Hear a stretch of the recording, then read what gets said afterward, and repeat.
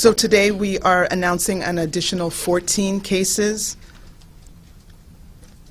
All but one are in the Chicago, Cook County area. We have one case in Lake County. Public health officials are investigating any travel history or exposure to known COVID cases, and additional information will be shared later. As has been said, we are in extraordinary times as we see the reports around the world, and here at home, we see the situation is rapidly evolving. The state is taking aggressive measures to help limit the spread of the virus as the number of positive cases increase exponentially. We want to get ahead of widespread community transmission to reduce the number of people affected. Again, we would rather be overcautious than put the health of our most vulnerable citizens at risk. Please understand that none of these decisions were taken lightly. The governor's office, IDPH, all the state agencies, and our local community entities have all been working closely throughout this response. Initial steps to prevent illness that we have been talking about from the beginning still apply. They should still be practiced. Hand washing for 20 seconds. Everyone is realizing how long 20 seconds is now.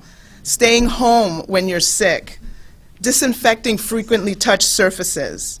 If you haven't received your flu shot, I still urge you to get your flu shot.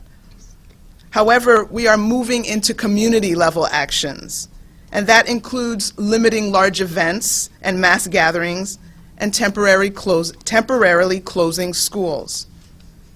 We have seen evidence from influenza outbreaks that community mitigation strategies, such as school closures, will have an effect on decreasing the severity of the outbreak.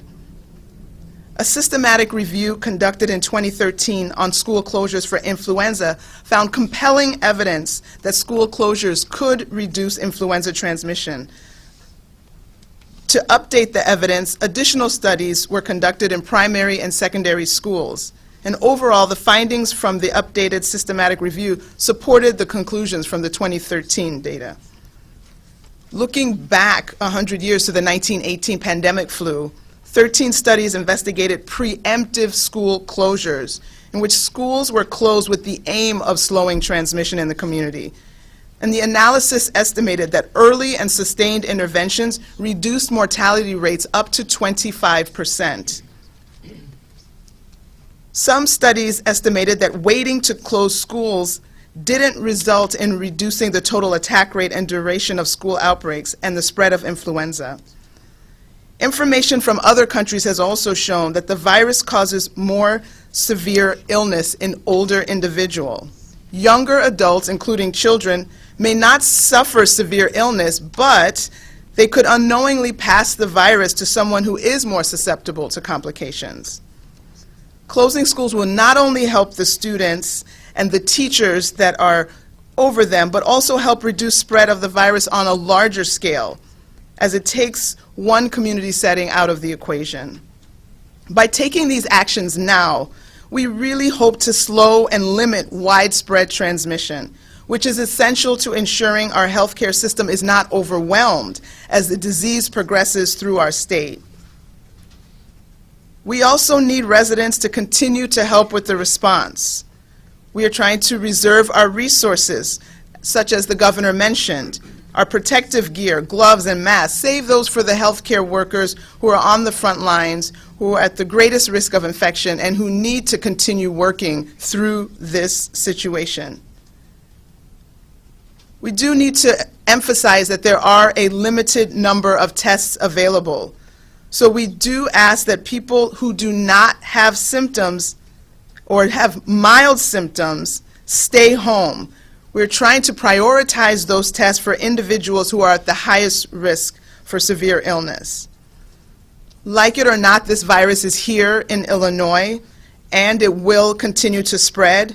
We will continue to have increasing numbers of cases, but we want to minimize the severity of illnesses and deaths associated with it. If we can decrease the rate at which we are seeing new infections, fewer people will be ill at the same time, which will help us to prevent the overwhelming of our healthcare system. We want to be in a position to be able to take care of our sickest residents and be able to hospitalize and give the advanced level care that each individual needs. We think that school closures will help us achieve this, and so we're asking for everyone's help and support in this effort. If you have general questions about COVID-19, I still refer you to our website at dph.illinois.gov. Our hotline is at 1-800-889-3931.